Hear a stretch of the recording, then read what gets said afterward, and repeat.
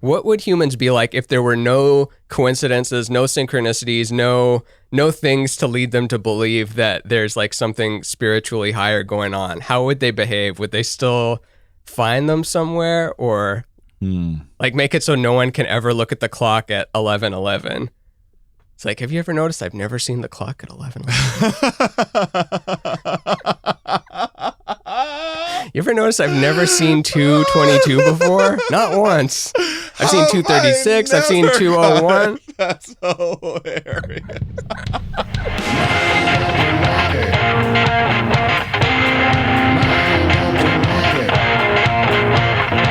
Keep talking, honeys.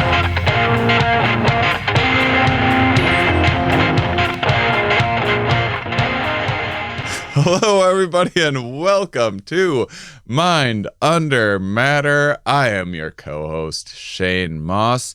Joining me today, special surprise guest, Ramin Nazer. This just in Mind Under Matter rules. So newscaster beep. I don't know if I can do it right. Yeah. That's right, gang. We're one of those shows now. Yeah. You thought we were a regular show? Upgrading. You're like, we're one of those. I tuned in for insights.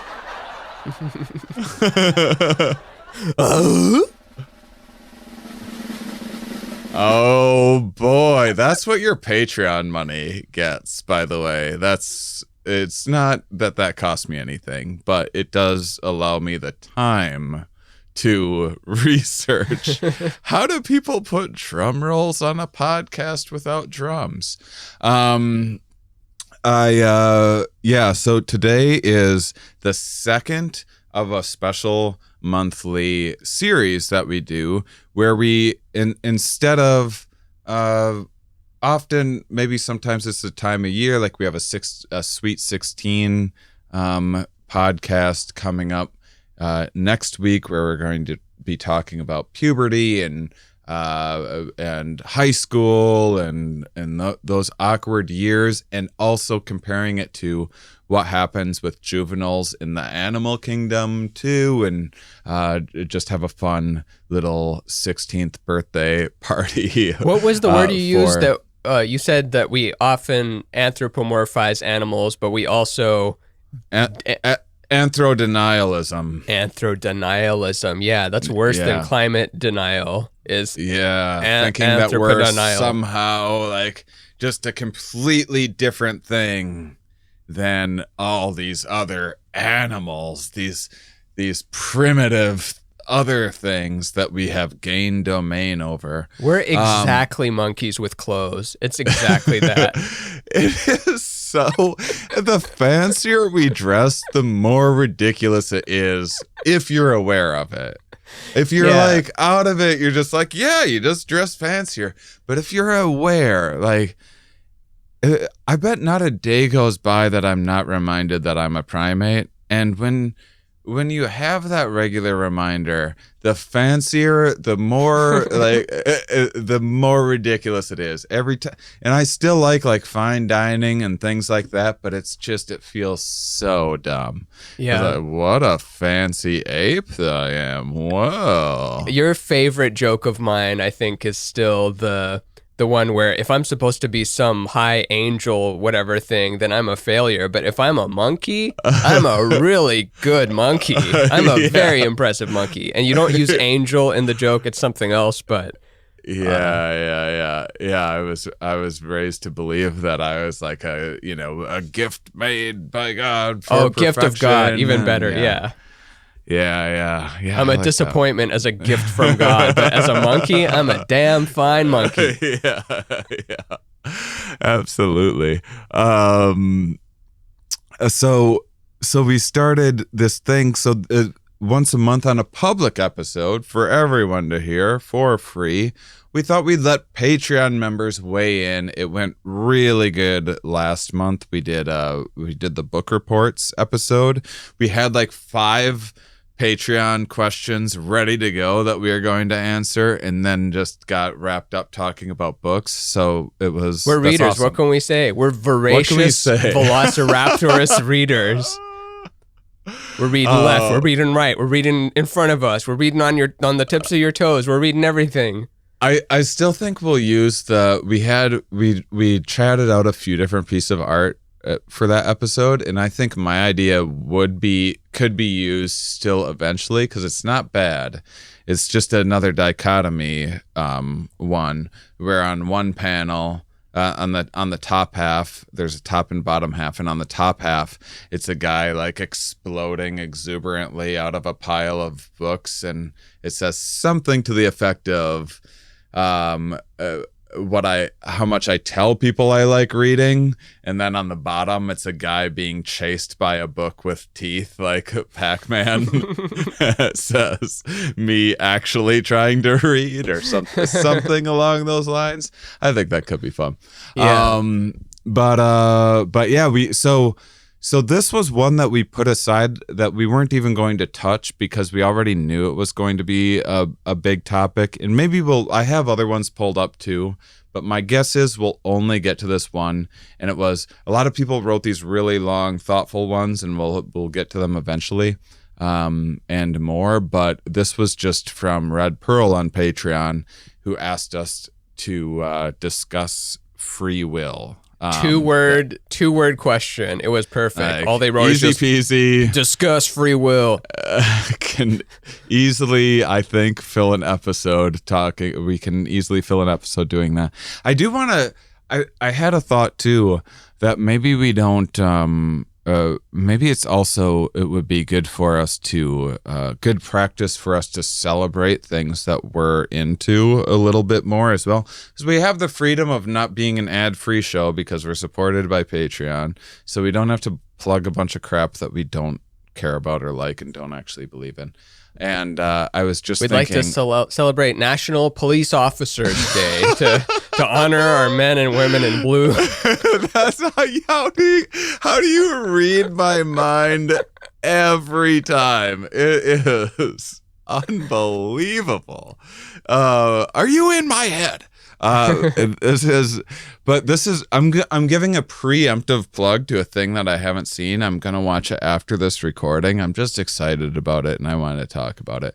But Rory Scovel just put out a special on YouTube. It just came out like an hour ago as of this recording, so listeners can hear it. Well, here's where I want to watch is I saw him doing some of these shows. I don't think I was there for any of the recorded ones, but he did a tour that he just went on stage without any material whatsoever. And I've seen people improvise before. And first off, I'm not the biggest fan of on stage. I love Ramin's improvising. I'm not the biggest fan of on stage improvising. I like alti improvising a little bit, but usually it's like the comic has a joke for every occupation that there is that they've thought of ahead of time, and then they ask the person in the crowd what they do, and they're like, I'm a carpenter. They're like, carpenter, huh? And it's like, and that's what all comics post on Instagram and stuff too, is crowd work stuff. Todd Barry does it good though. Or Todd Barry and Moshe, they're excluded from this rule. They've transcended that. Yeah. Oh, and I'm plugging Rory Scovel just because of this, because this is what I saw, I couldn't even comprehend. It's how good it was. So I was in Atlanta at this festival, and I'm also biased because I know Rory. First off, he's just a swell fella and a super nice guy. But I've known him for a while. We're not super close or anything, but we bump into each other on the scene from time to time. So we're in this Atlanta festival, and he has a show in the same space after mine. So I stick around afterward because we're hanging out in the green room and everything. It's funny because he is smoking weed too. Some people have a different relationship with weed than I do, because I can't imagine smoking weed before a set with prepared material. I mean, I've done it, but it doesn't go. It's like a 50-50 sort of thing. But he did it without having any material. And I was like, he must have some ideas kicking around and stuff, right? And he gets out there, and I'm watching from the back, and I have a real eye for like if someone like has a joke they're crowbarring in or whatever. And it was so genuine and authentic, and like using the stuff in the space, and it wasn't, instead of just like asking someone what they did, he was like building this narrative this whole time. I hope I'm not building up the special. I haven't seen too much. Who knows how well it was shot you or are, but else. maybe it delivers. I trust that if anyone can deliver something like that, it would be him. If I had to challenge anyone I know. And I will say his Netflix special is real good. Rory Scovel really tries stand-up comedy for the very first time. And now he's doing something similar, I guess, except that one, it seemed like there was at least some written bits. There was a lot of it seems like spur of the moment, though, but who knows how much of it actually is, because I've only seen it in that context. Well, so I watched this first night. I'm in the back of the room, and I'm laughing. Like I did a really good show that I worked really hard on over, however long, and had a hot crowd and did really well. And I'm like, man, I think he's doing better than I did. There's also like, there's an energy to it when everything's improvised and everything too. And holy, I was laughing so hard. It was like an hour and a half, and I don't laugh much at stand up. I'm usually just like, oh, that's pretty good. Like I like analyzing jokes and stuff. And then the next night or 2 nights later or whatever, I was like, I'm going to go and watch. It was incredible. It was like, I guess I'm not cut out for comedy sort of good when I watched it. And then I went and I saw. Oh, I'm making sure that we're recording good. I went and I saw him do it again. So I'm like, surely he'll like repeat a few things or whatever. And this is like either the next night or the night after that.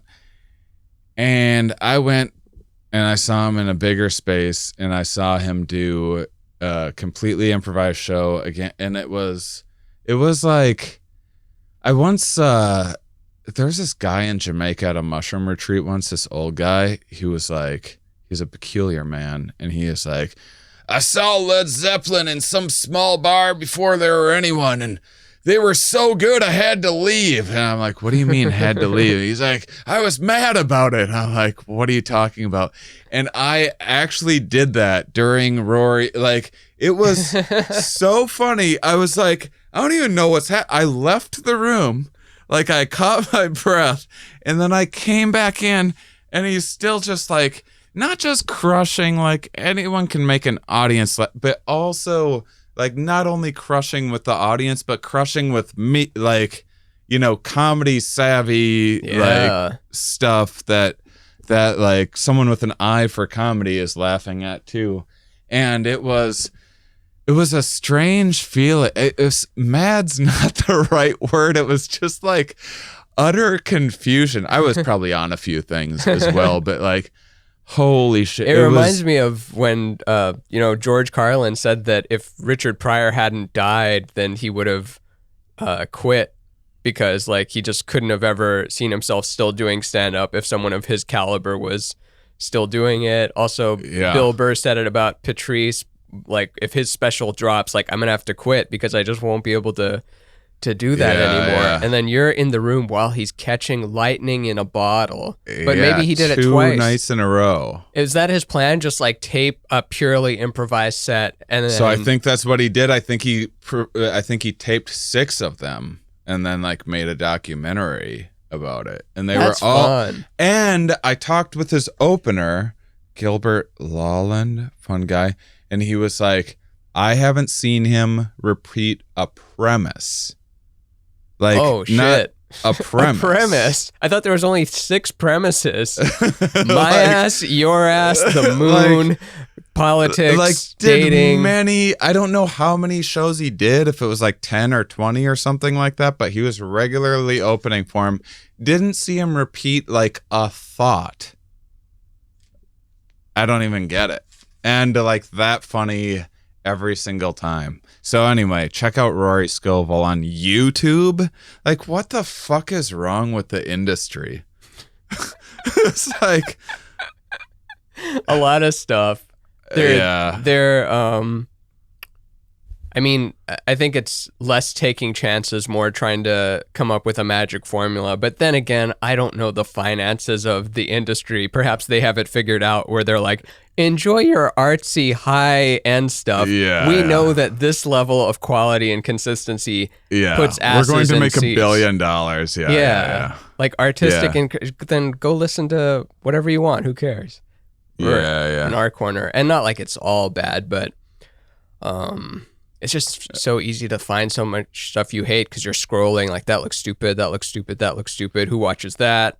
I tried that, I didn't like it, and so on and so on. And then we all know people personally that they're like, why don't they have another Netflix special? Yeah. But so anyway, Rory Scovel. I just started watching a show, Physical, on Apple TV. Or he's in the show. He's not the main character, but he's a really big part. And it's I guess it's like a dramedy. I would say it's more toward the drama than comedy. It's also just peculiar. It's about like the 80s and some fitness person that got into like jazzercise and like went we've from been broke nostalgic for the 80s since the 90s. It's weird. Like you look at the 90s where in something made in 95, they're like, the 80s never ended. It's still going. And there's been 80s nostalgia parties forever. It's a very special decade for some reason. Well, it was... I mean, what was even going on there? Because I was born in the 80s, but everything was really strange. It's like it didn't know who it was, and it was trying so hard. Like, it was very loud, you know, like the colors were loud. Neon. And guitar solos, neon, hair metal, crazy. new wave. Like, the pants were so weird. Like the pants were. Why were the pants big so pants? Weird? Oh yeah, like, hammer pants. Weird. Or that's 90s. Yeah. Well, hammer was late 80s. No, hammer was like 90, 86, 87. 86? Oh, okay. Do you want to? Should we look it up? Do you want to wager when can't touch me? I haven't looked it up yet. I'll say 1990. Can't stop this. Can't stop me. this. Do. You can't stop this. It's still pointing to this, but it's like it's not. You can't touch it. I'm going to say 87. 87. I'll say 1990. It just feels like 1990 to me. Are you looking it up, or am I looking it up? I'm looking it up. Oh, cool. This is still a free will episode, right? I thought we were going to integrate Rory's special with free will and like the ability to make choices in real time. Oh, you just want to plug it? I wanted to plug it, and I just thought that oh damn, 1990. I nailed it on the dot. I mean, on the year, not on the date or anything. Imagine if I got the time right. It was released at 4:03 p.m. on January 6, 1990. No, and he sampled it from, the Rick James Super Freak song. Well, I mean, I do. It did. One, I just wanted to plug it because I'm excited about it, and it was on my mind, and I was thinking about Goodwill because it's a Patreon thing, and we also do better when we like riff a little bit in the beginning, but to get the juices flowing. But also, it does have to do with like. So this isn't the question I'm the most interested in with free will, but maybe you are. I don't know. But the main question that I think kind of comes to mind when you think about free will is like the big picture, right? Like if you reset the clock and do the Big Bang again, is all of this happening again? Like, is that kind of what you think of with like the big picture free will stuff? It doesn't take out the variable that is each of us, the individual nodes of consciousness, where it's like, okay, we restart the clock again. Do you make the same decisions? Yeah, I guess you do if you don't know any differently, then but those are still decisions though. So it wasn't written in. I don't know. It is one of those endless. I use the phrase "endless circular arguments" a lot, don't I? I use it with everything, but I don't think that you do, and I think that I wonder if we agree on that, because I think that I'm in agreement. I think that if you're like, oh, if you start over the Big Bang, and things go differently, then it wasn't the Big Bang that we are in. Let's not do Big it's Bang. A different one. Let's say 10 minutes ago. If you rewound the clock 10 minutes and you don't tell me that you rewound the clock 10 minutes, do I end up exactly here? Of course. Why wouldn't I? It's like rewinding so? It seems so. And I know that there's also, you could go with the timelines and multiverse theory where it's all happening and it's just a matter of what decisions you do that tune into it. And then you think that, are you the choice maker fundamentally, or are you in a loop right now? And then perhaps you still are a choice maker at a fundamental level, but perhaps I chose an incarnation with, I don't get free will for this, like, however long I live. I live to be 76 or something. And then that section, I made all those choices the same and felt them as though they were my own. But then afterwards I find, oh, those were all pre-programmed. I chose that journey. And then perhaps there's another level of inception above that. Like, oh, I chose the journey of being in the arcade of incarnations to choose these preset free will things. But the feeling of it is what's important to me, not the whether it was written or not. Like whether it's real or not, you still feel like you made the choice. Well, because that's the question. Are we improvising, or is it all like scripted? And not even scripted, just like in the way that if a grenade explodes and like was this piece of shrapnel always going to go that direction? Not necessarily that, was there a creator saying this shrapnel goes this way or what, just like just a inevitable aspect of the properties of the existence that we're in. But like randomness, I think of randomness with computer. Like if you're simulating a grenade exploding in a computer game, and then you tell each of the fragments, okay, make it shoot out at random value at this random angle at this velocity, then that number is not a true random number. Like when we do it in computing, it's like part of a, what do they do? They take pi or something. Yeah, and then they take that. So that's random to us, and that we won't configure it, but it's not random. And then you start to think, well, is there anything that's random at all? Or is the whole thing just the way that you would roll a dice, and the way that the air hits it means that it would have landed on a 6, so you win, and then you get lots of money, and then you take up some of the girls sitting at the bar, and then you get up to your hotel room, and then you realize you're in your 70s. You're not going to be able to do anything with these women. So then you just paint them, and then you go to bed.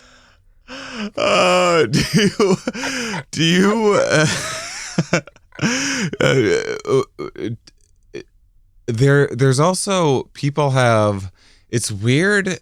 So what I'm really interested in talking about is more of like the practical applications of this. So I do think it's a really cool, interesting intellectual conversation from the big scope of like, if you rewind everything or multiverse, and but actual applications that might apply to our day-to-day is the sort of thing that I'm a little more interested in, and I don't care I know nothing of that. Take the conversation, and we can toggle back and forth, but I'm more interested in like people's perception of free will and random. Like, for example, people have a hard time understanding what randomness even means. Like when Pandora or Spotify or whatever, when Spotify started adding a feature that was random playlists, once in a great while, random means, I might have told you this before, but once in a great while, random means that it plays the album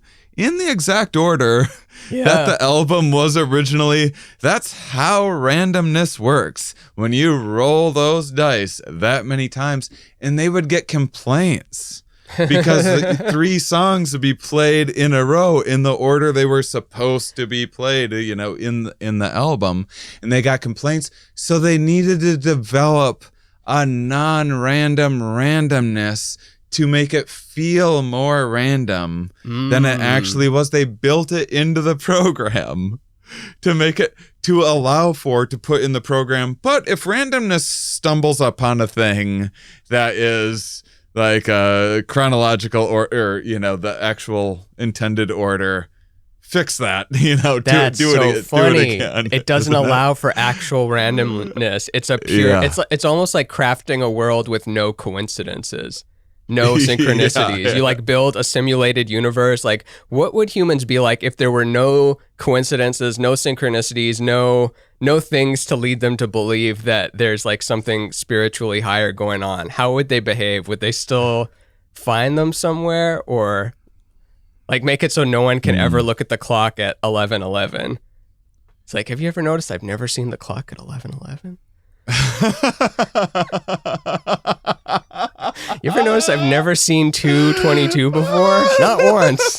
I've seen 2:36. I've seen 2:01. I never got it. That's hilarious. That's very funny. Oh man. Well, it's weird too, because I think you and the audience probably knows my perspective on this aspect of it a little bit, which is I spend a lot of time thinking about our need for predictability and control. And what is interesting is the idea that I was thinking today about how we throw randomness at the problem of randomness. Like when there's these things that we don't understand and seem random in life, like, I'm going to go out today, hopefully it's a good day and I don't get hit by a car or whatever. And what you do is you cross your fingers and wear your lucky socks and like pull the doorknob 5 times. You throw random bizarre behavior that a part of you knows can't possibly work at an ocean of randomness. And because it's like better than nothing. Oh yeah, you're the sidestep one, which I like this stuff too as a entertainment intellectual exercise. But like one guy was saying, well, I was walking down the street, some guy selling a motivational book or something, and then I was walking down the street, and then I decided I was going to sidestep 2 feet to the right, and that I would split off into a different timeline in which my financial troubles were solved. And so I step 2 feet to the right, and 2 weeks later, I get a call, and it's my new position. It's 6 figures, and so on. That he jumped timelines by being like, oh, I was on a path here, but now I'm going to break my script by stepping right, instead of, thinking that maybe stepping right was also in the script, and all of it was maybe in the script. And right. Are you the author, or are you? This is another McKenna line. Are you the author of the story, or are you a chambermaid whose only purpose in life is to enter on chapter 6, open the curtain, grab the chamber pot, and then exit stage left, never to be heard from again? What an oddly specific example to use.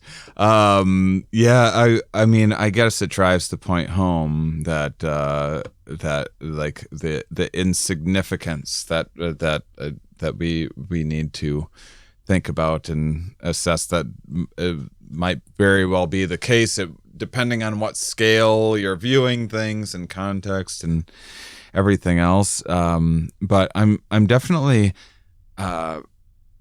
interested in, so what I'm the most interested in, and again, I don't care how you want to take this, we can like toggle back and forth or whatever, but what I spend more time thinking about is not the big like physics questions of is there free will, but more the why do we actually care? Like why? Like free will is very, very important. Freedom is like people's favorite word. it's very important to people, but in certain domains. And the word freedom has been used to indoctrinate people. It's been used to like invade, to do things against people's will. But what's interesting to me is you don't want to choose everything in life. I don't want to be choosing which cells are circulating where in my body right now. Maybe if I had cancer or something, I'd want to close my eyes and choose that away or something like that. But you can't simply choose every single step in life, every single breath that you take in life. We already have choice paralysis with dinner. Like, we don't have to hunt our food anymore. We get to have other people prepare it professionally. It's not going to make you sick because then the FDA will shut them down or something. And it's still like, I don't know what I want. I had Mexican yesterday. And that's like such a common trope in, like, you know, relationships, roommates, whatever. Oh, I'm glad that you brought up roommates, because that's exactly... So I was thinking about this. I had a flash of, and I hope I'm not so open with my suicidal ideology that it's just like annoys people, because it's not that. It's just like a thing that flashes in my mind just like quite a bit in unexpected ways and stuff. Yeah, we're also part of the mental health community, and this is a less toxic way of dealing with it because we are mental health professionals, and thus it's okay. It's okay to suicidal ideate on this show, not everywhere, but on this one. I think the MSC or whatever, the Mental Association Health, was okay with it.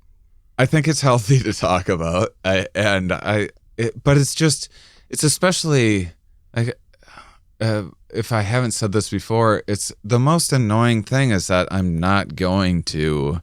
It's super unlikely that I'm going to kill myself. Super unlikely. So it's like, why waste time on the thoughts? You know, it's just such a time suck. It's just annoying, and you can't resist them too much. You know, it's like a puzzle that you have to navigate. And I was having this. I'm not going to say what show it was. It was just this fine enough virtual show that I was doing. It wasn't bad or anything, and I even got paid a little bit for it. I had it was well enough attended, and it was a fun enough show and everything. And I was just sitting there, and I was like, yeah, I'm gonna kill myself this time. Yeah, and like in the middle of the show, I'm just like, this is it. I'm going to. And then there's the other part of my brain. Did it get a laugh? No, I didn't say that. No. It wasn't part of the bit. In my head, I'm just like, I'm trying to play along and be a part of the show, and the whole time I'm like, this is it. I'm done. I don't care about this any. And then there's the other part of me that's just like, Shane, we've had this conversation so many times. You know where this goes. This is a passing thing. You're being dramatic right now, and it's just like, but there's nothing I could do to stop myself from doing that. And one of the things that I think that I wrestle with is the free will aspect of existence. Like, I think that in my mind, like subjectively, I don't feel like I'm choosing to exist. I feel like I'm having to exist, you know? Like, I feel like there's too many like social conditions and things that I would like feel bad about, or, you know, whatever else. And I don't want to do or whatever. And then there's also things that I like about that. But I feel like it's not an option. You have to exist. It's not an option not to. Like, maybe at a time where if I'm like terminally ill or something like that, I can be like, hey, I'm not going to get the treatment, and it's been fun, everybody, or something like that. But so I've been trying to But the treatment takes 2 seconds, and it comes in the form of just this no, like I don't want to bother. lollipop.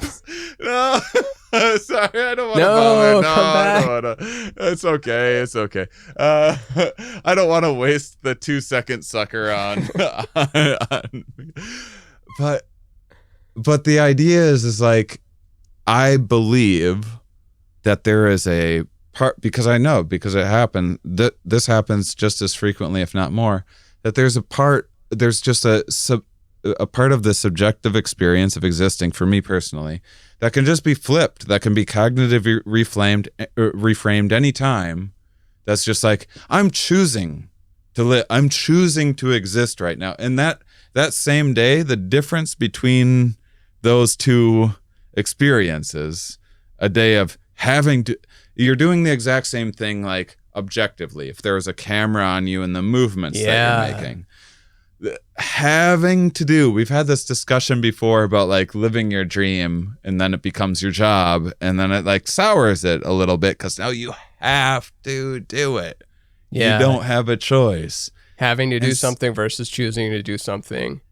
And how do you convince your brain that you're choosing, like, which is in the human mind is also an amazing justifier.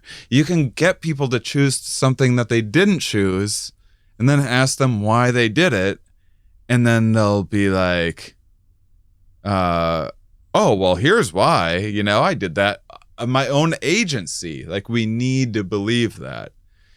Like the purple mustache story that I told, where I like kind of primed people into choosing a purple beer mustache instead of a different color one. I forget which episode, it was a couple episodes back, but that, like, the one thing that I didn't do, I asked people afterwards why they bought it, and then they would tell me some grandiose story that wasn't it. It was me priming them. But what I never tried was telling them why I think they got the purple mustache, because my guess is people would have dug in and argued with that, and people would have been they would have doubled down. Yeah. They're like, look, I gave you a chip. Elon Musk gave me a chip that controls your brain. I literally programmed you this morning to get it. And then they're like watching the evidence. They're like, I don't know. I don't think those chips are that stable yet. And I really love purple. And I had been talking to my wife about getting a purple mustache beer thing. And did you know that kings wore purple because it was the most expensive dye in the world?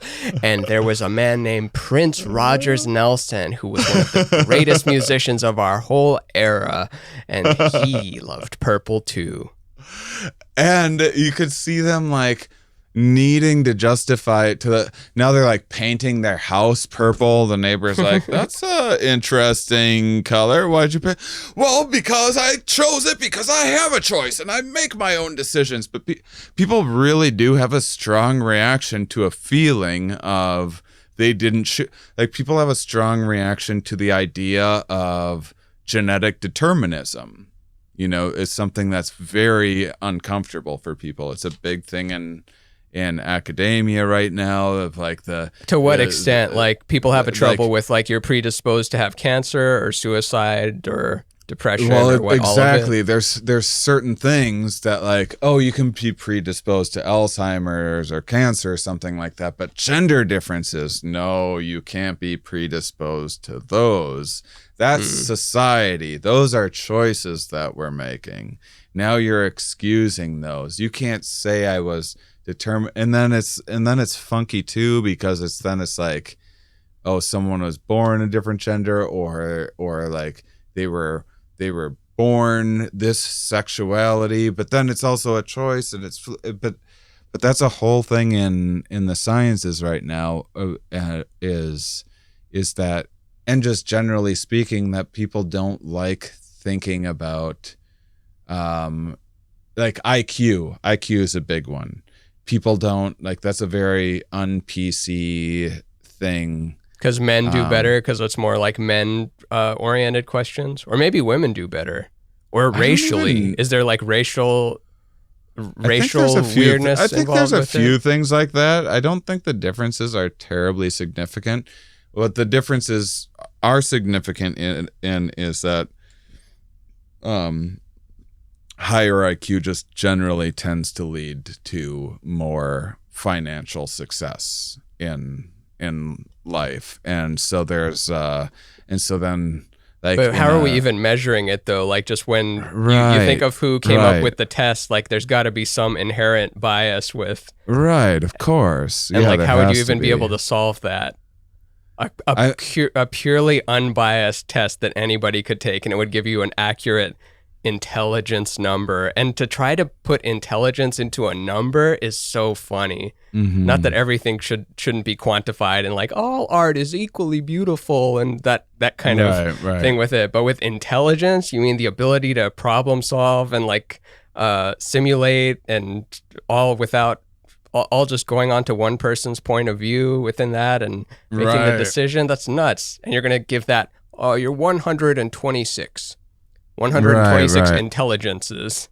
Yeah. And that's like, what side of the bed did you wake up on that morning that you took the test? I mean, are you hungover? Did you sleep enough? What time of day are you taking the test? Like, all those things are pretty big environmental factors just that day alone, let alone, the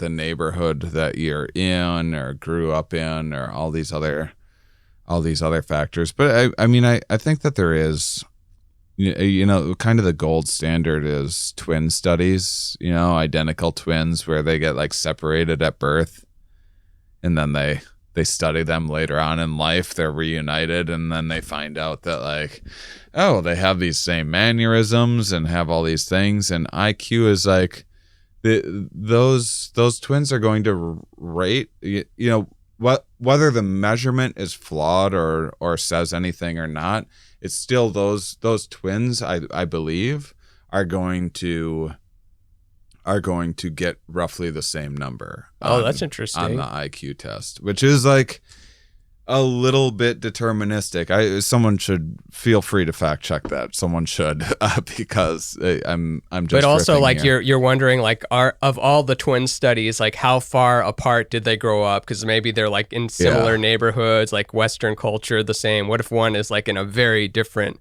culture on the other side of the globe, is more in a hunter-gatherer kind of setting? The other one is just purely white collar, like all typing sort of thing, but it still might be a different intelligence that's more suited to that, environment. And just like in utero, the in utero,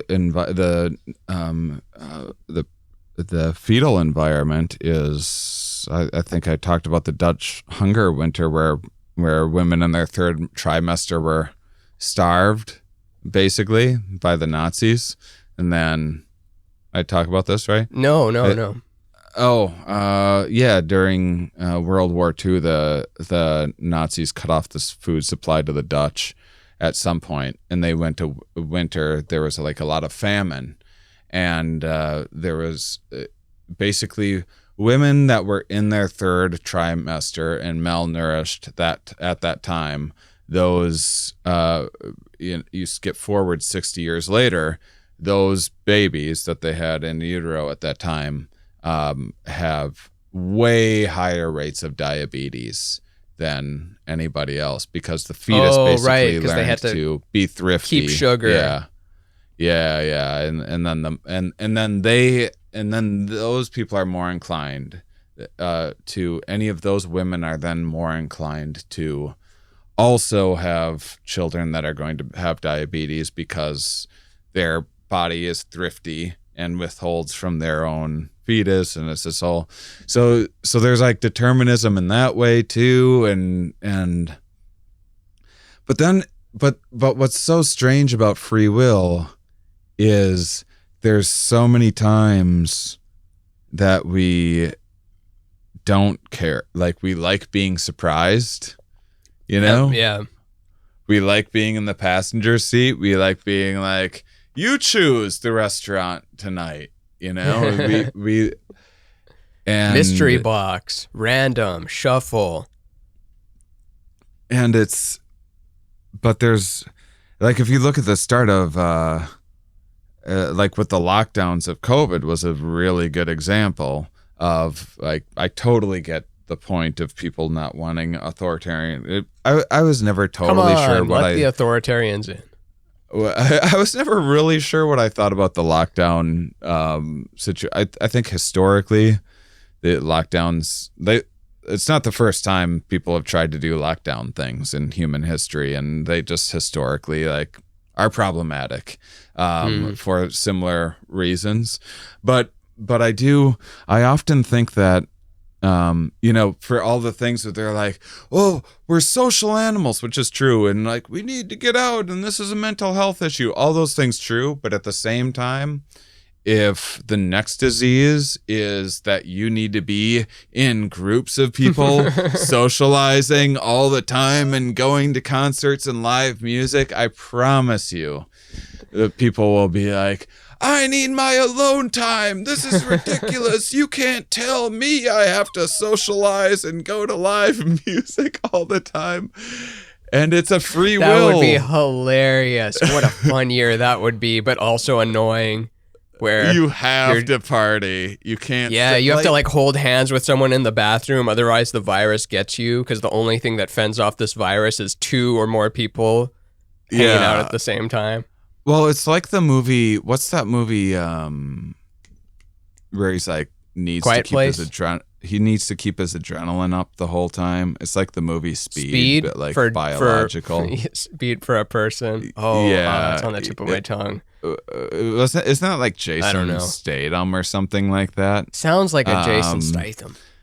Yeah, and then I never saw the movie, but I guess he has to like get in a fight and then bang a lady and like do all these like crazy adrenaline fueled things because otherwise the poison will like set in or whatever he has to do. Turns out he's just this Irish guy who like has to go get in fights and stuff all the time. Oh, we thought he had some adrenaline thing. He's just the Irish guy.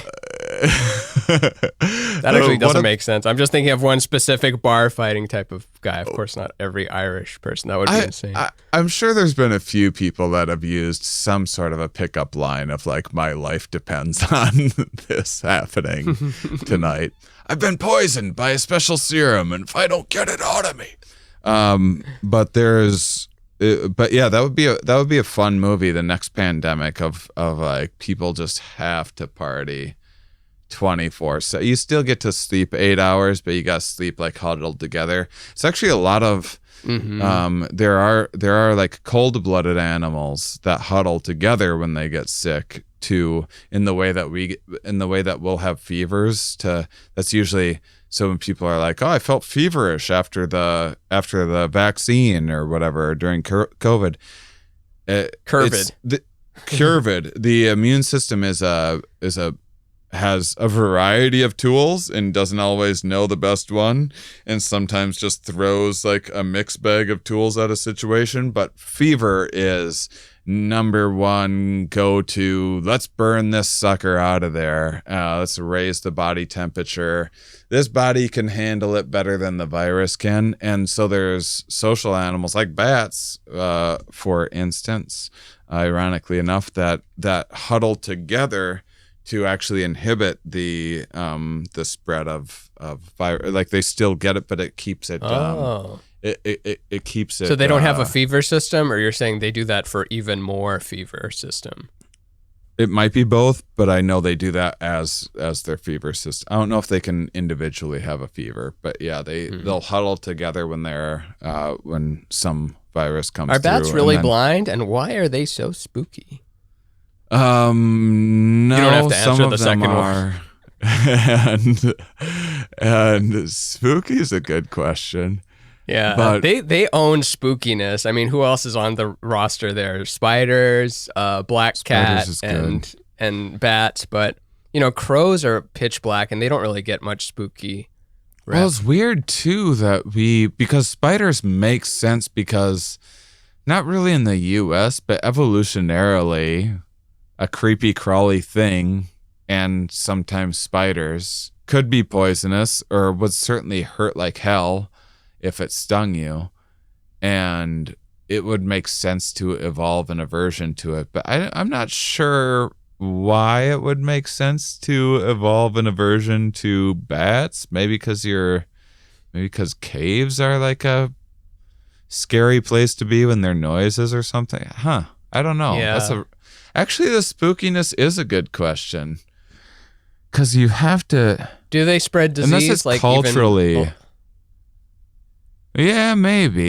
Do they hang... They're just around at night? Could just be a recent thing. But it seems like they're spooky for a long time, not just because of Batman or something.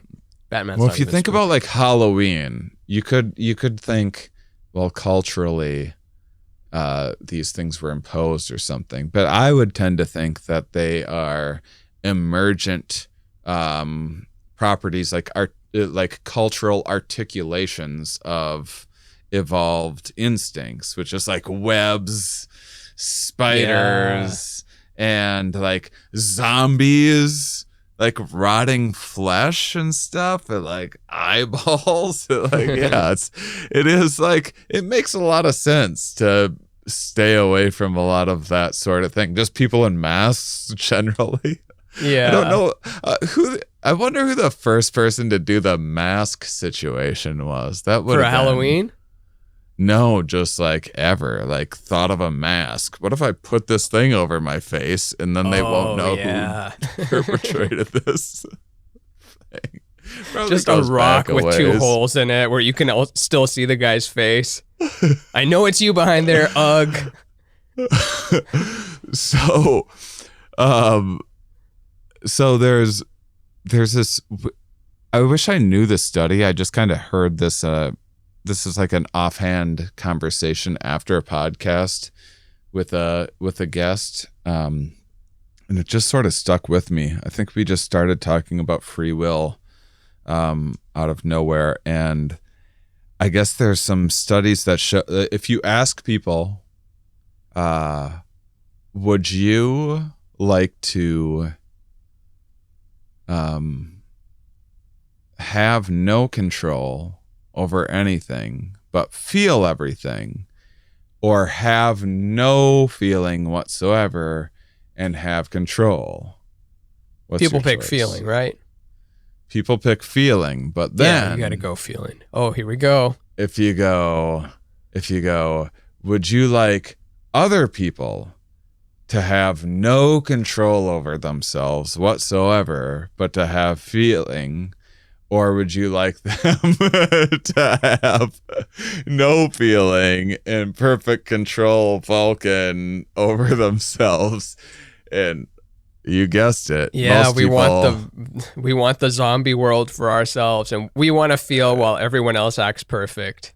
Yeah. So we want control for others, freedom for ourselves. And that's led us to where we are exactly right now.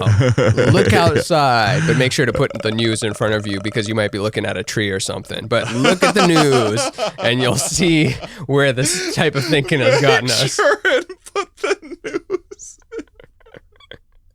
But take a look out that door and look at your phone or newspaper.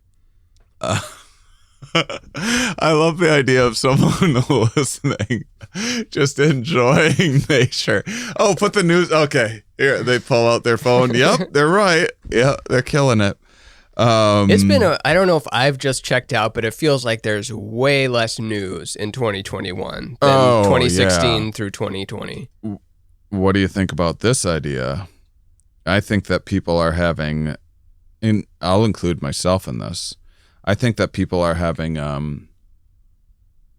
because I've actually been kind of like, I don't know what to say about the vaccine stuff anymore. Like, I don't mind, like, I yell at people just to blow off steam. I'm not like trying to convert anyone or anything, because I think that's like, people are like, what you need is to get a book on how to influence people and you come to where they are. And I'm like, oh, that's not what I do. I'm going to mock them. If they're going to like make my life worse, I'm at least going to mock them for doing it. And, but I've been like, letting go some, but I'm concerned that because I see this in other people. So, it would be naive to think that I'm not doing the same thing. which is that I think people are kind of having an allergic response to. Have we talked about allergies before and like what kind of allergies they're about? Not really. Well, there's this great hygiene hypothesis that we might as well introduce because I'll probably bring it up a fair amount in the future. Yeah, it's a free will choice. That's how it fits in with this episode. Everything we say that doesn't have to do with free will was a choice, therefore it's about free will. Everything that is about free will could have been determined, but since we're talking about free will, it is also about free will. So that one is like ultra like sassy Ben Shapiro. Ben Shapiro just comes out one day and it's like it's about the free market, but it's also about dating guys because I was gay the whole time. That was all you need to do is give them enough clicks and people will talk. And isn't that was the only voice actually up until like 5 years ago. Speaking of, that does have to do with free will because how we talk sometimes about people getting hijacked by their audience, and then do you have free? Like a lot of times you carve out a niche for yourself, being unique or defining or, blazing your own path or taking a chance or whatever. And then you get this audience from it. And then you might change or whatever, or your things might evolve, but they're still wanting that they were. And then you have to kind of pander to your audience. And then if you're just going by whatever gets the most likes, we've talked about this on Mind Under Art, if you just go by whatever gets the most likes, that can corrupt what you do. And there's a certain aspect of you that can't help but like, who knows how much you're actually doing that without knowing it, right? I'm sure I am. I know that I have to be with comedy and everything else, despite what I tell myself. But how much free will do you really even have when you're like, well, I know it works when I know this old routine works and gets them and pays the bill, so you just kind of keep on feeding that machine. That has to do with that is about free will a bit, but this is I mean, everything's a free will conversation, I guess, if you boil it down. But what's the allergy thing? The hygiene hypothesis is the idea that in our ancestral past, there was like nonstop diseases and parasitic threats that you were running into in various environments. You're on the move. Probably our hunter-gatherer ancestors were migrating quite a bit, like birds did, seasonally, going south in the winter and up north in the summer. We've got it so easy. Yeah, air conditioning. They had to migrate. Well, that's actually what I was doing before COVID. I planned out, as part of the why I went on the road was because I'm like, I can't handle winter, but I don't also want to be super hot. So I'm just going to be in the South for all of winter. And there's snowbirds and stuff. So the idea is there was no amount of cleaning you could ever do to basically, humans would generally evolve this kind of spectrum of like conscientiousness or cleanliness, of a propensity to clean things or grooming practices or whatever that would avoid diseases generally. And in our ancestral past, there wasn't really such a thing as OCD as much. There probably was, but the idea with this is that there probably wasn't as much of it because there was real threats that were being managed. You could never get everything clean. Mm-hmm. And then in our modern world, Lysol comes along and indoors and smooth surfaces, and you can sterilize everything. And now, so just as this is just a arbitrary number that I'm using.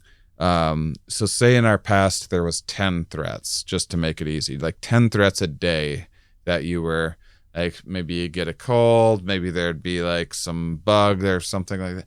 Say there was 10 a day. And then in our modern world, now there's like 1 or even 0 most of the time.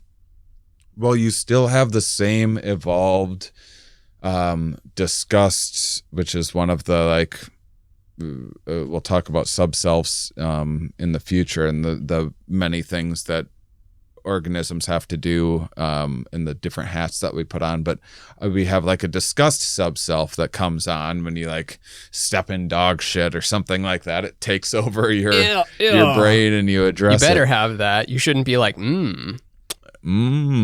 dung beetles love a good turd. But so there's the idea is that there's maybe something going on so we have a lot of like supervisory sort of mechanisms in our mind to make sure everything's working kind of as it's supposed to.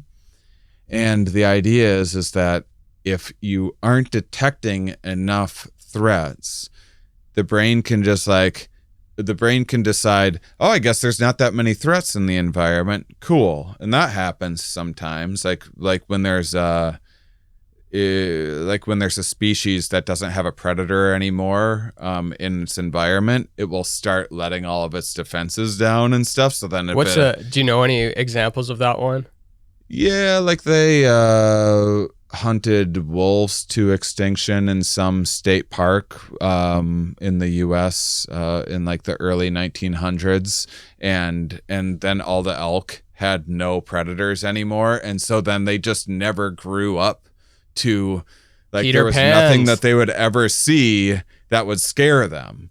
So they just like, yeah, like anything that come out, yeah, you could pet them, whatever else. Well, then when wolves were reintroduced, it was easy pickings. They had nothing in, so they had to like relearn those kind of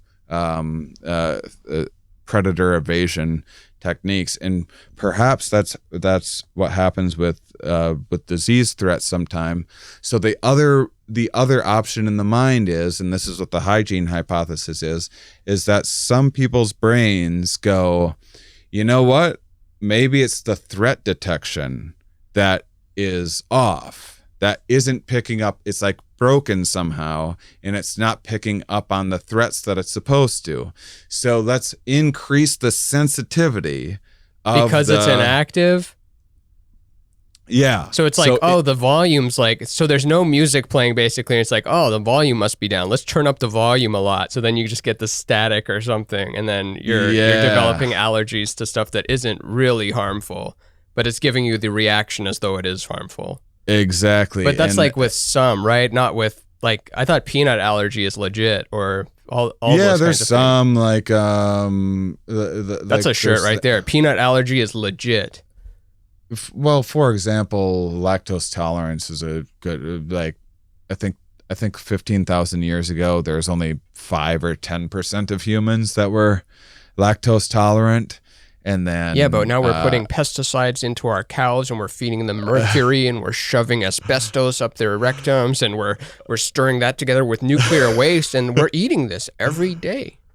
But it's actually an example of how fast evolution can happen, because for 15,000 years, from people to go to from the majority of people to go from lactose intolerant to lactose tolerant, which is a genetic thing, is crazy. Like, it completely flipped from 90-10 to 90-10 to 10-90 the other way. Wait, what are we at now? We're at 90 tolerant? Something like that, yeah. Oh, so it started intolerant and we grew It started intolerant, yeah. And we kept drinking it. Or we just descended from people that were cool with it. It means that whoever was lactose tolerant, the small amount of people in the population that were lactose tolerant, the benefit of being able to drink milk was so incredible that they passed on more genes and had more inclusive fitness than those that weren't. Just milk changed the course of human history. Game changer. I believe the Mongolians benefited from like there was wars where, and now I'm really speaking out of my comfort zone, but there were some wars. And by the way, for the listener, I don't know much about the last 15,000 years of life on this planet. I usually go back plus much a million further. billion years. Yeah. Everything I say is random gobbledygook and should not be interpreted anything. LegalZoom is not a law firm. It's okay to tell a story about the Mongols that was not 100%. LegalZoom is not a law firm. Well, they were, as the story, as I'm remembering it in my mind, they didn't have the numbers and they didn't have the technology. But whoever they were fighting needed to use most of their horses and resources just for bringing food along. And the Mongols had, they would milk their horses. So the thing they would ride into battle was also a source of nutrients for them. So there was just less stuff to lug around and it made them more mobile and everything else.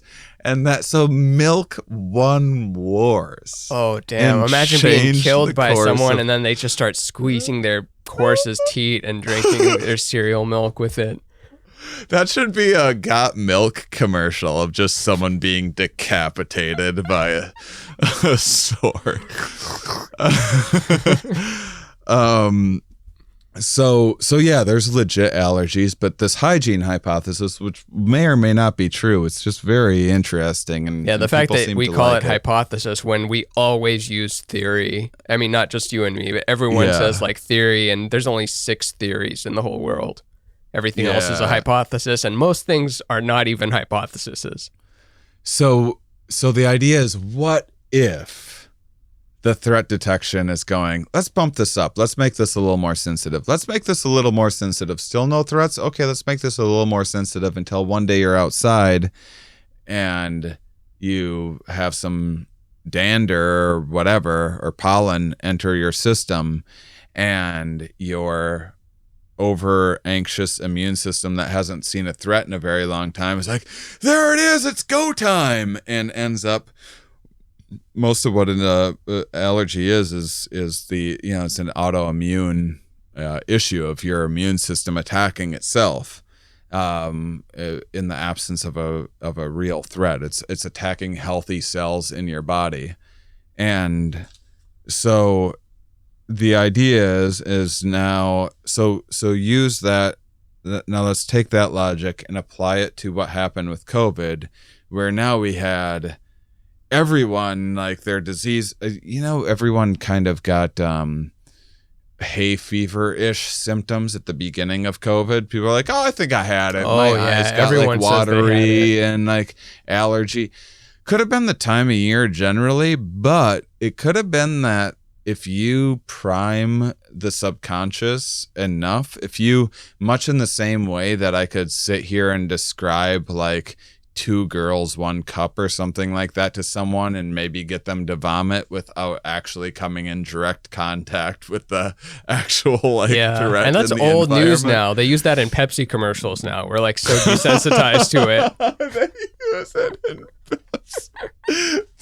Remember when that was something you could prank people with, and now we're just so desensitized? Like what? So?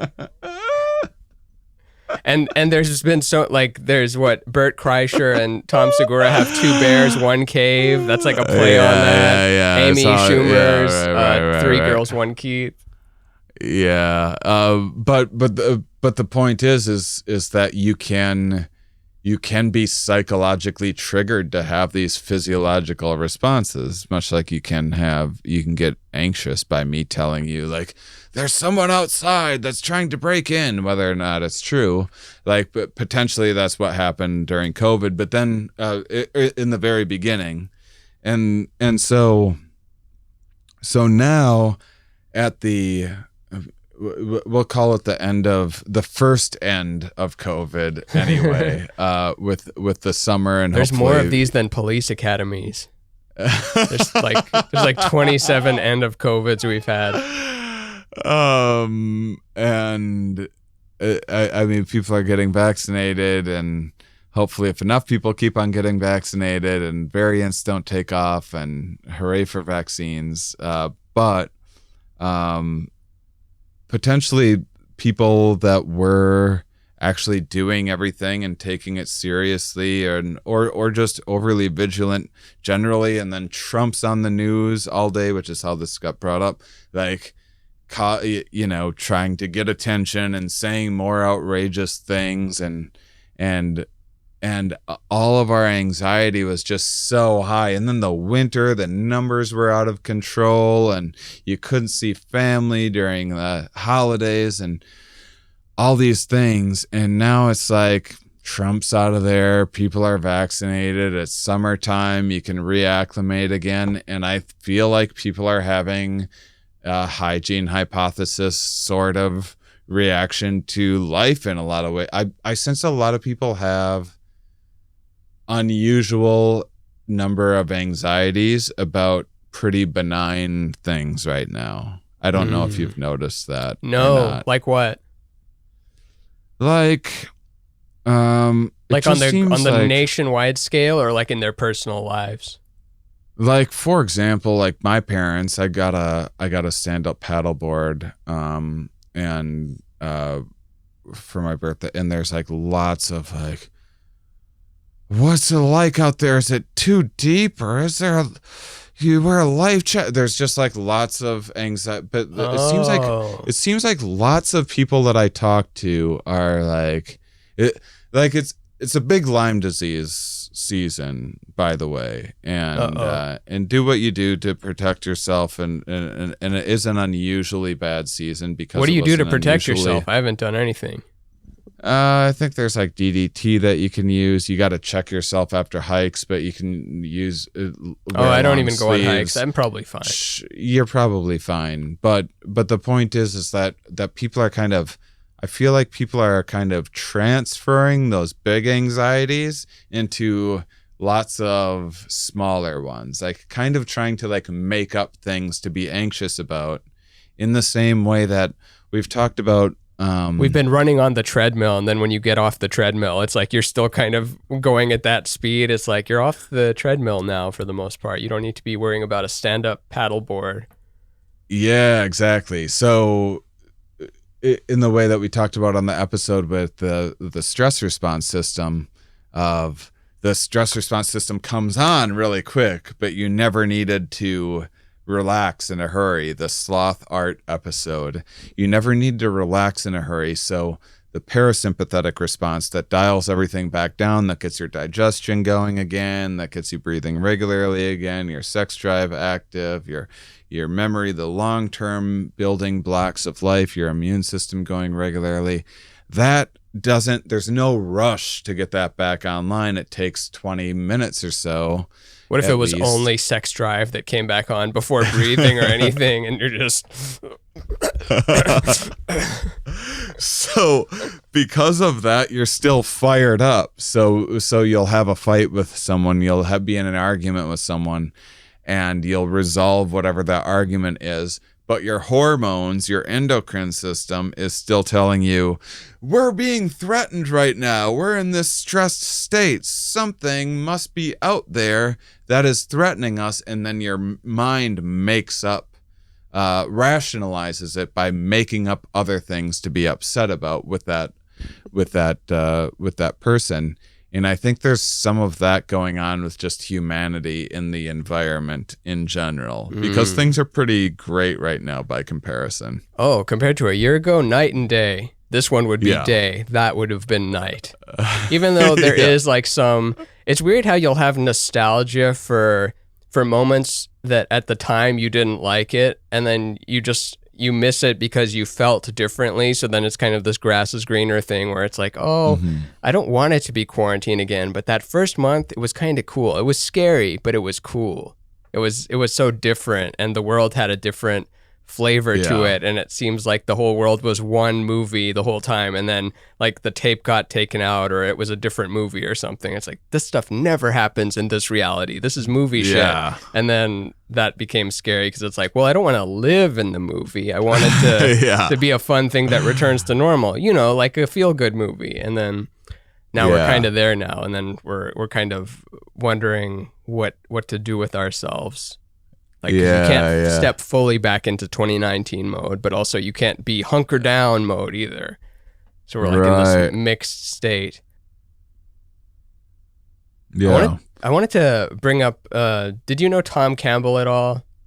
I've talked to him before, but I don't know if he's crossed your field of research. He's a simulation theory physicist guy. No, his name sounds really familiar. But am I thinking of Joseph Campbell or something? No, he's the myth, the story circle guy, Power of Myth, Hero with a Thousand Faces, how every story is the same story, the monomyth.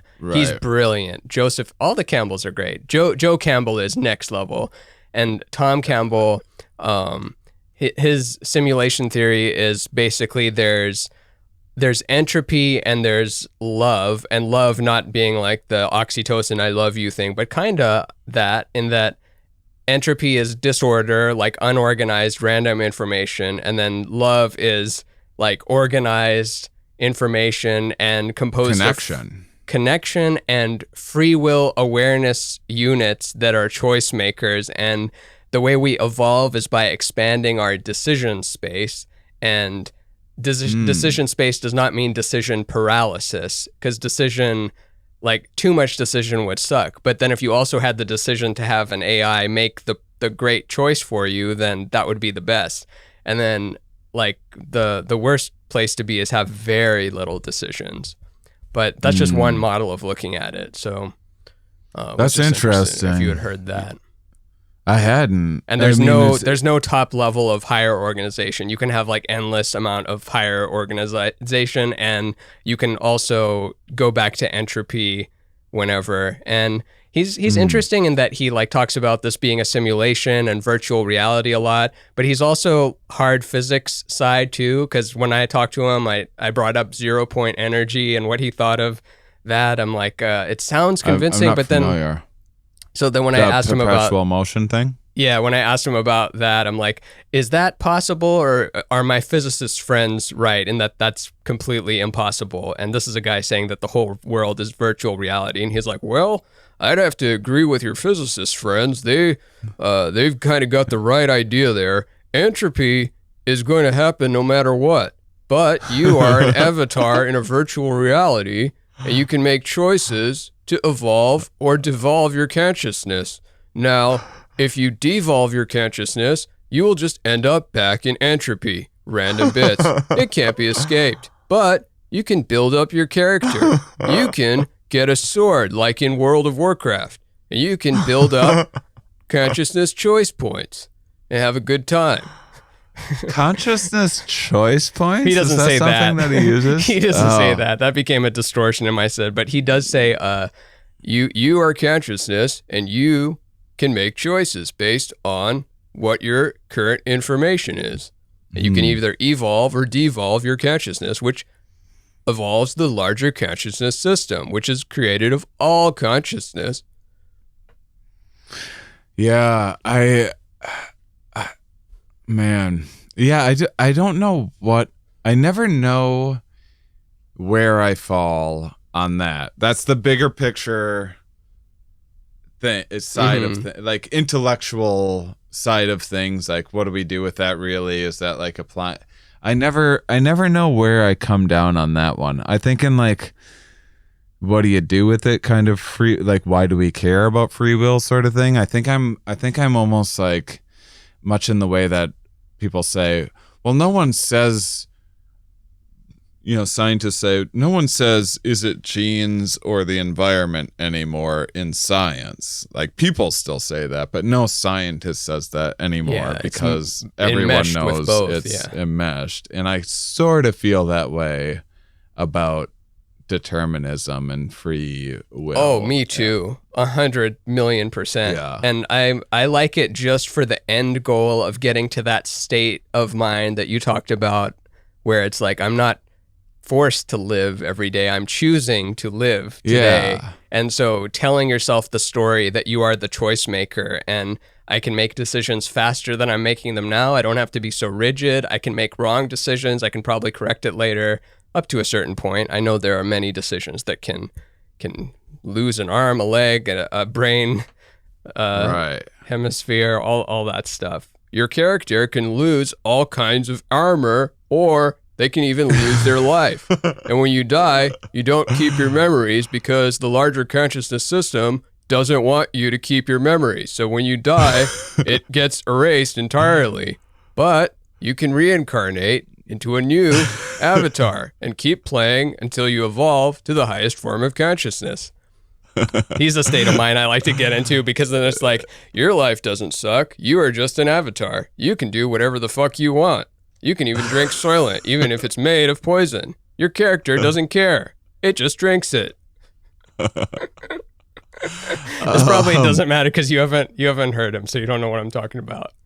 Oh, that's okay. There was a YouTube commenter recently that was just like, he was like, I don't like when there's impressions and I don't know the person. And I wrote him back. And oh, you're going to get a lot of that, baby. I'm sorry. Yeah, I was like, well, Ramin is working on his Justin Bieber, but in the meantime, maybe appreciate the show for what it is, which is we have unique tastes and we like caring about.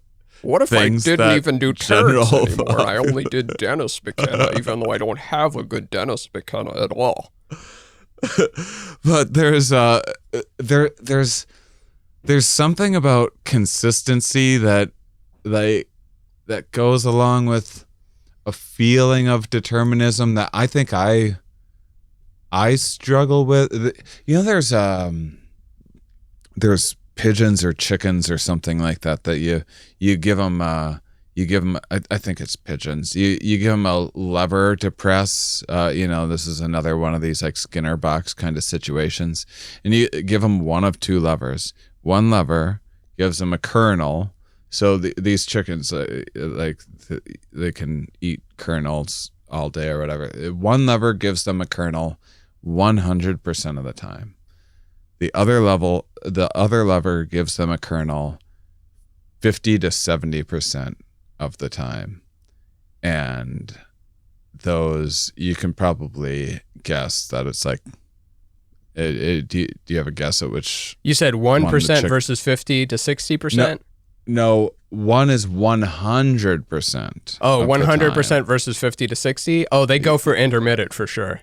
Yeah, intermittent every time which isn't, intuitively, like if we didn't know like what we already know about this stuff, you would think like logically a robot, would pick you do the sure bet, you take it 100% of the time. Why would you take for no reason take the thing that's does that speak 60%? To our deepest nature? Does our deepest nature, when given the choice, will you pick the light entirely, or would you like the light with darkness? We always pick the light with darkness. Boom. But you're going to get nothing on some pulls. Oh no, I got nothing. Yeah. Here's a sundae. What would you want on it? Oh, could you sprinkle some shards of glass on top of that for no fucking reason? It is frustrating. Did I ever tell you about the glass eater that I saw at Fun Fest? It was part of the, one of the peoples before Henry Rollins or something. I think Eric Sprague, the lizard man, was also involved in it. He was one of the glass eaters as well. But they take a Dos Equis bottle and they break fucking it. Lizard man. And then you know him? You probably know him, right? Yeah. I haven't heard from him in like a decade, but I remember he ate glass. Him and the other I think freak is the actual word, like the performer. I think they do call themselves Sideshow or Freak. This is a guy in Austin. His entire face is tattooed green like a lizard, and he actually has like metal horns implanted. Oh, and his tongue head. Splits. And he's got a whole wax statue like about him. Over it. And, but I wanted to say that so they eat glass and stuff on the stage, and then I'm backstage, and then I'm like, I wonder how they did that. And then I look, they're just pouring candle wax into their mouth, and they're bleeding. And there was no trick. They just eat glass. Like the trick is that they've trained themselves to be able to eat glass without dying, but their mouth still bleeds a little bit. And I was like, oh my God, these are real Sideshow people. That's Well, that's, I guess Nothing but the respect. thing. Wouldn't ever want to do it myself, but nothing but respect for those class eaters. I don't even know if respect is the word that describes what I feel towards it. But that is, that's the thing that creeps me out about free will. That's the thing where it is important to me, I would say, that I want to believe that we have a choice, because otherwise it's so creepy. Because if they didn't choose to eat glass, Oh, and man. we're just determined and forced to eat that glass by destiny. I think about that with myself and like drugs and stuff all the time. I'm like, oh my God, did something make me blast this drug into my brain? What a horrible thing. Like, if I did it, I'm just a foolish monkey, like being a little adventurous and having a bit of fun.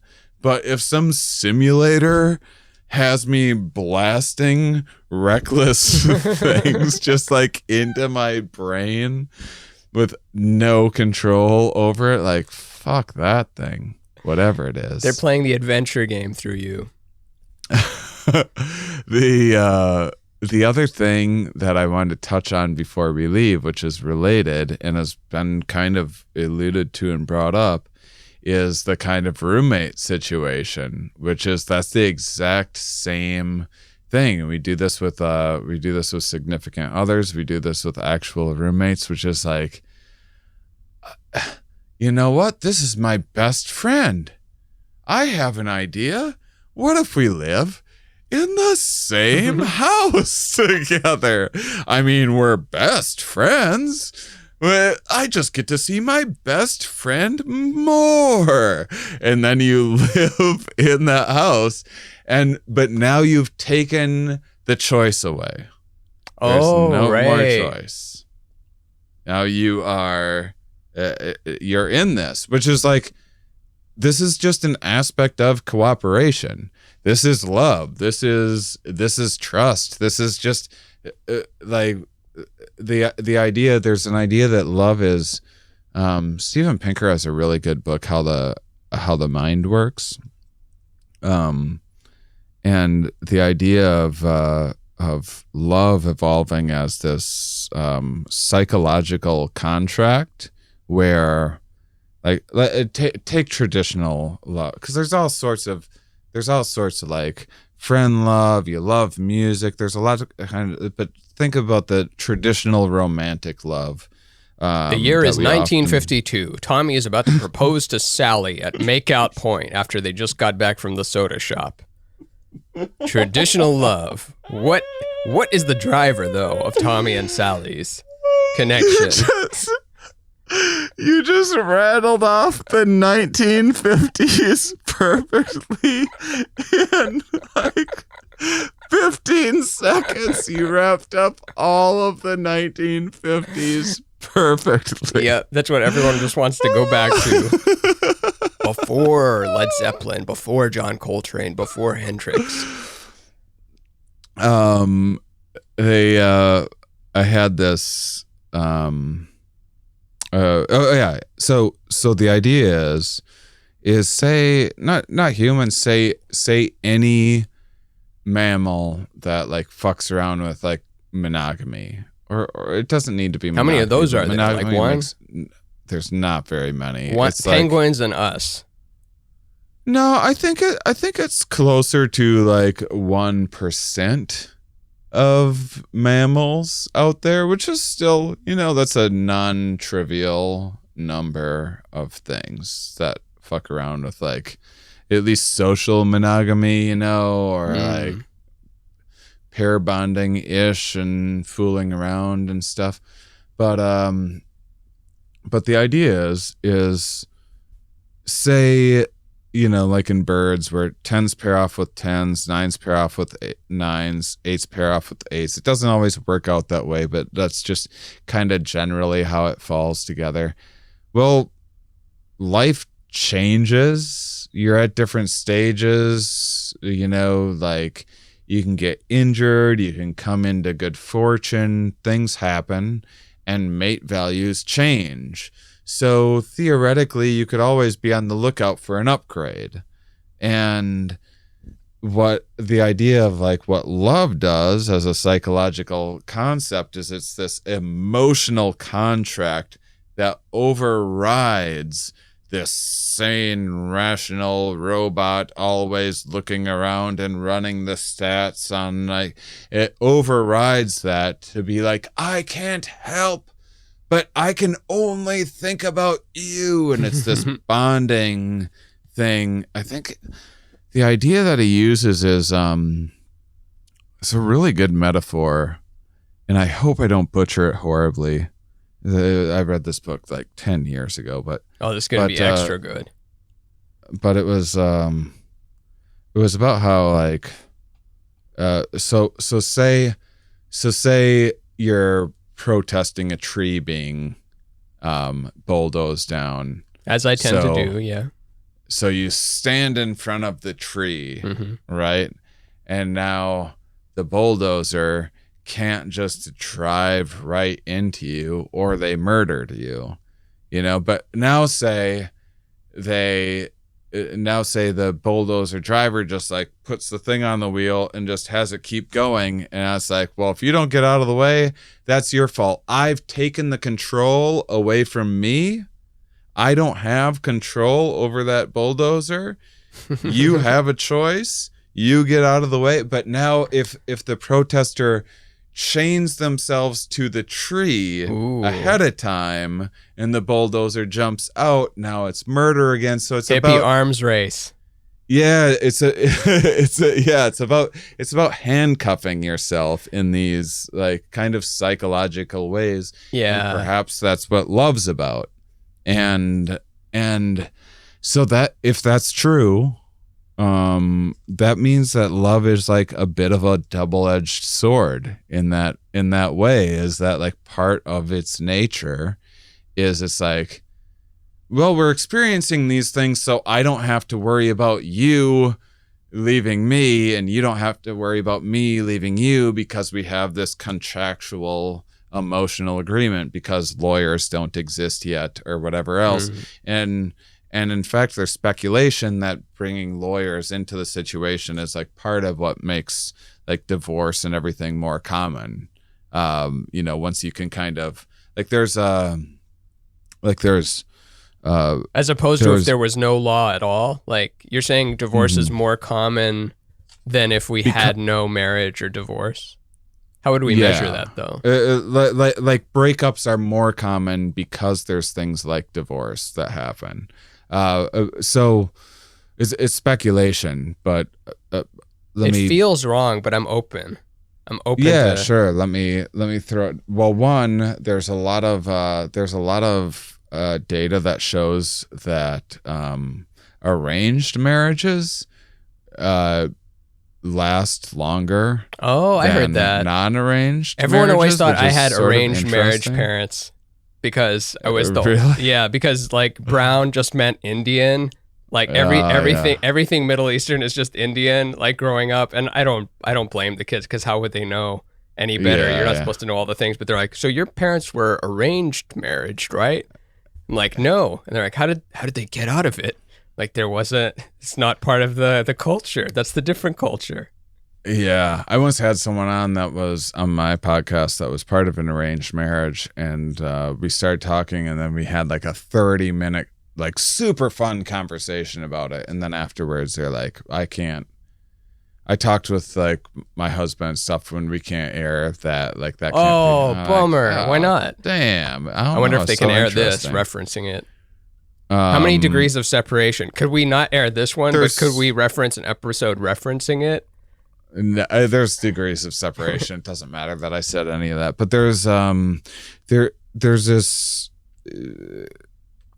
kind of off topic and related. There's this idea of there was trouble with there's this daycare center where parents were trying to figure out how to resolve the issue of parents showing up late to pick up their kids because they're having to pay their employees overtime and everything else. And so one of the things that they did was they started charging, like, okay, you show up late, it's like another $20 or something like that for showing up late to pick up your kid. That's how the intention was to resolve this issue, so that will be a deterrent to keep people from doing it. And the rates of showing up late increased dramatically because people then it just became a financial transaction. Yeah, it's worth it. People no longer had to feel bad. Before that, people had to be like, oh, geez, I'm so sorry. Am I keeping you late? And then once you did that, you're like, oh, here's $20. Yeah. It's deal's a deal. And that's like sort of what maybe divorce is doing to relationships in a way, is speculation. I don't necessarily believe that. I don't really think we're all that meant to be monogamous. Individual differences apply and everything else, but it feels like it's not like meant to be. I mean, this is, there's all sorts of literature about it, or not literature, talk about it, and literature about it, and audio about it. But it's not like we're naturally monogamous, but it was a culturally imposed thing to help. I don't know, maybe not now, like maybe now it's like kind of dissolving or something, but before it was to keep the family together, to raise the... Right. See, I don't even have the argument for it now. I think the argument was then all the women end up with just 10% of the men have all the women or something. Some weird thing like that. But then that sounds bad, because then it's like, no, there should be monogamy, so that you should settle for Todd here. Todd's a 4, you're a 7, but you can't just go be with Derek, because... then he'll get too many of the... We should do a whole monogamy versus non-monogamy episode sometime. Oh, I got to defend monogamy because I'm in monogamous relationship, so I can't just throw myself under the bus. I'll go the other way with it. Yeah, I'll defend it tooth and nail. And then by the end, you beat me, and then I have to go break up or something. I'm not against monogamy at all. I think it works out for a lot of people. And I think they're both I would good. Say I'm like 50-50. It just depends who you're with. 50-50. Yeah. I think every relationship is different. When it comes to that sort of thing, I think that humans are super flexible with lots of tools, not physical, like psychological tools at their disposal, and can adapt to different environments. And I think that for some people in certain environments, monogamy is a perfect situation for them and they adapt really well to it. And in other situations, non-monogamy is the perfect situation for them, and they stumble on that as well. And then some people are doing the thing that isn't like meant for them as well. Both ways. Like there's I know plenty of people that have tried open relationships and stuff like that and had it go horribly wrong. But another conversation for another day. But the point is about that is that's like even the thing that we value most in life can potentially, if this line of thinking is in any way correct, is potentially being soured by the very thing that's making it great. Like, oh, I have someone I can depend on and a life partner. But like by the very virtue of that, you're now like saddled with another person and it's a shitty roommate situation. Like I feel that way with my own brain. Oh yeah, the roommates in our head. All the time. I'm very lucky that I've only lived with like 2, or technically I've only lived with 3 people outside of home, and they were all very carefully like, because I felt like I already knew that I cannot go live with someone I don't want to live with. So it's, or maybe I just lucked out. Like I've had one roommate through all of college. He's the fucking best. Another roommate was a best friend for 2 months, and then live with Catherine now. And we're like 8 years living together or something now. But I feel like anyone else, it wouldn't work. It couldn't work. Yeah. You hearing that, Tom? If you want to move in with me, not Tom Campbell. This is a different hypothetical Tom. Did I choose to say Tom twice, or did I just pull the value from the other thing? All right.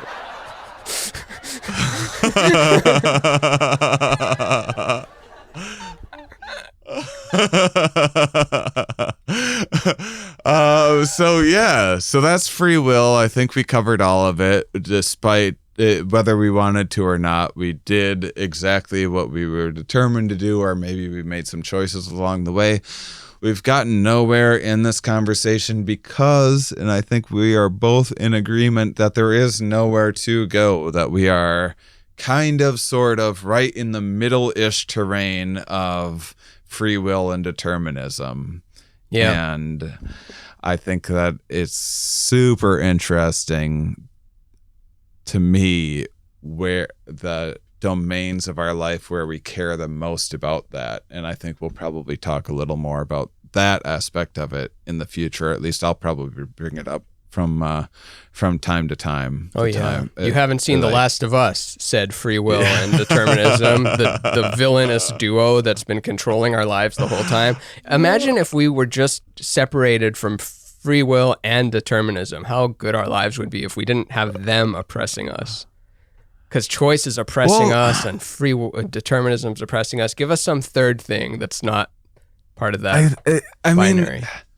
I mean, I think you're actually exactly right. I mean, that's part of the frustrating thing, that's part of what I enjoy contemplating is like, why do we have the capacity to even contemplate this in the first place? Yeah, it's a weird software update. Must be some value in consciousness weighing in on like, hey, I'm getting some feedback up here, and I think that there's like a couple paths that could be taken, and recognizing when there is paths and when that might be important and when it's not, and when it's like, just put me on autopilot, no decisions to be made today. That there's however that evolved and what aspects of it are important to us is really fascinating. Maybe we're doing it ourselves. Like all this AI we're building, like this Amazon's Choice, I'm feeling lucky, AI, self-driving cars, we're kind of maybe creating this version of no decisions that we want. And it's going to be a hell and a heaven at the same time. And it's a weird sci-fi thing that we're getting ourselves into again. We love getting ourselves into little sci-fi dystopias and then upgrading that to the next thing, and it keeps on getting more extreme too. And it's oh, you want to hear about the upgrade effect quick before we leave? Let's end on the upgrade. So apparently I need to look into this a little bit more, not that this is wrong, but just that there's actually more richness to it than just the simplified version of what I'm going to tell you.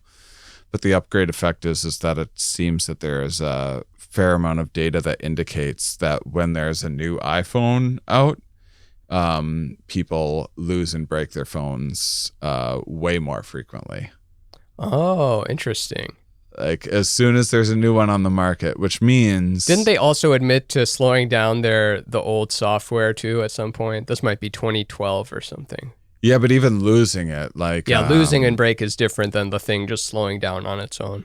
Yeah, for sure. Because that's the thing as well. But also, so that means that... Because there's things you can do if you lose your iPhone, you can report it with a code. And if a new update is out, the number of those codes put in like goes down dramatically. People will just be like, I'll just get a new one. Stuff like that. And so, and like phone repairs and stuff go way down. But, which means that either,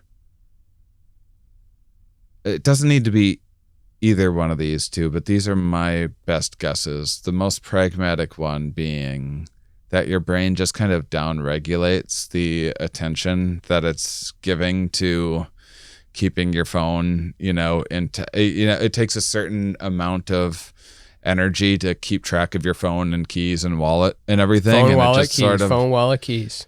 Yeah. Is like when you have like a new thing around the corner, like you get a new car, you're waxing it every weekend and taking good care of it. And over time, you're like, if it breaks down, it breaks down. I could use a new one anyway. You just kind of like, the thought of the new one. Relinquish some of the control. Yeah, with the thought of the new one. Like when you're pregnant with a new kid, like your 5-year-old, you stop feeding it and Yeah, Till it the just go longer outside. odds that have a bigger payoff, interestingly wise, in my opinion, is if this were true, which is just my own idea, is that there's something more deceptive going on with your subconscious, literally just going like, I'm gonna move this over here when the big guys. We forgot about the looking. Yeah, free will while factoring in the subconscious. Forget it. Like, who knows how much of that is even not determinism from Big Bang momentum, but from subconscious like the subconscious maybe has the free will, and then we convince ourselves we do. And I might have said this quote already, but this podcast is all about, I might have said this already before, but, and then we say it again. We do that so much, but also if we had a podcast with a bunch of guests, when you do that, you have to restate where you're coming from with every guest anyway. That's why we have no guests here, except for Duncan in the future. Building on ideas. Yeah, we're just building up the Duncan episode forever. Like one day we're going to have Duncan, and then it ends up being a different Duncan.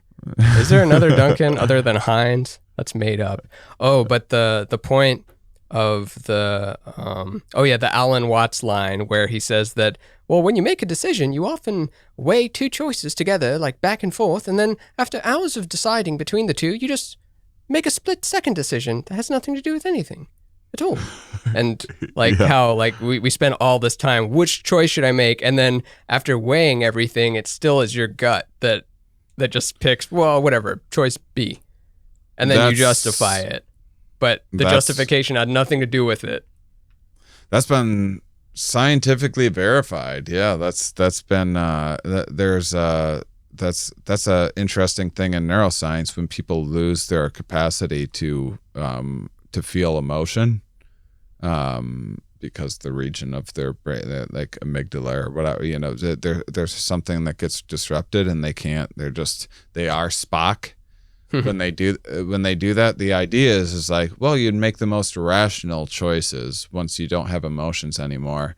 And it's not that you don't make rational choices necessarily. It's just that you are so bogged down with tedious analysis paralysis. If you ask someone like when they want to book the appointment, they'll just mull over the pros and cons of like, well, this time on this day I could go here or that, like, and they just can't make a fucking decision. Yeah.